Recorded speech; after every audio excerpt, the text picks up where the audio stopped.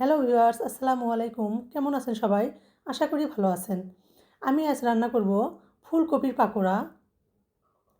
তো প্রথমে আমি ফুলকপিগুলোকে এভাবে ছোট ছোট করে কেটে পরিষ্কার করে ধুয়ে নিয়েছি। তারপর একটা কড়াইয়ে আমি ফুলকপিগুলো দিয়ে তাতে পরিমাণ মতো পানি দিয়ে 50% সিদ্ধ করে নেব এই ফুলকপিটা আমি।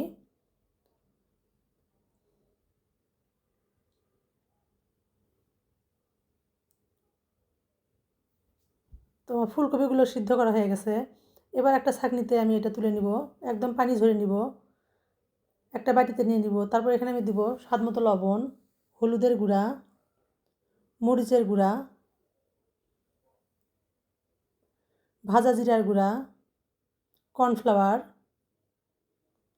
আদা বাটা, রসুন বাটা, টমেটো সস দিয়ে ভালোভাবে মশলার সঙ্গে আমি ফুলকপিগুলো মেখে নিব একদম। এটা খুব আলতোভাবে মাখতে হবে, নাহলে ভেঙে যাবে ফুলকপিগুলো। তো আমার মাখা হয়ে গেছে। এবার একটা বাটিতে আমি ময়দা নিব, তারপর দিব অল্প একটু লবণ, মরিচের গুঁড়া দিয়ে একটা পাতলাও না আবার মোটাও না, এরকম একটা ঘনত্বের একটা ব্যাটার তৈরি করে নিব। এই ব্যাটারটা আমি ঠান্ডা পানিতে তৈরি করে নিব। তোমার ব্যাটারটা তৈরি হয়ে গেছে। তো একটা একটা করে ফুলকপি এই ব্যাটারির ভিতর দিয়ে আমি সয়াবিন তেলে এগুলো আমি নাস্তাগুলো ভেজে নিব।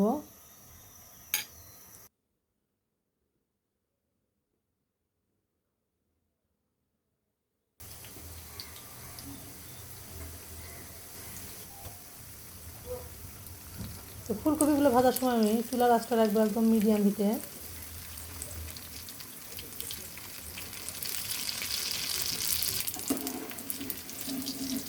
আমার নাস্তাগুলো ভাজা হয়ে গেছে, এবার এগুলো আমি একটা ছাঁকনির সাহায্যে উঠিয়ে নিব।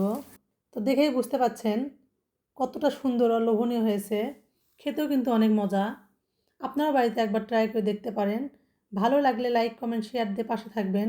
Thanks for watching the video.